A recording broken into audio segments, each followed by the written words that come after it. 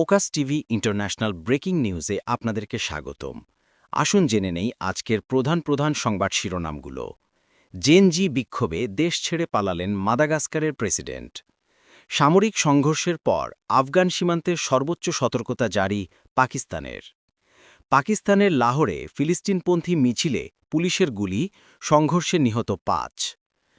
২০২৬ সালে ট্রাম্পকে নোবেল দিতে পুরো বিশ্বকে এক করবে ইসরায়েলি পার্লামেন্টের ঘোষণা। ইসরায়েলি পার্লামেন্টের ট্রাম্পের বক্তব্যের সময় ফিলিস্তিনকে স্বীকৃতি দিন স্লোগান। পাহাড়ি পথে ভয়াবহ বাস দুর্ঘটনা, দক্ষিণ আফ্রিকায় কমপক্ষে ৪২ জনের মৃত্যু। নোবেলের জন্য নয়, জীবন বাঁচানোর জন্য যুদ্ধ থামাচ্ছি ট্রাম্প। উদ্ভাবন নির্ভর প্রবৃদ্ধি ব্যাখ্যা করে অর্থনীতিতে নোবেল পেলেন ৩ জন। হামাসের হামলায় প্রেমিকা নিহত, গায়ে আগুন দিয়ে জীবন দিল ইসরায়েলি যুবক।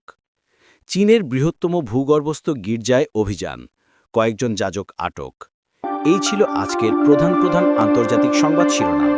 আমাদের পরবর্তী সংবাদ দেখার জন্য ফোকাস টিভির সাথেই থাকুন। ধন্যবাদ।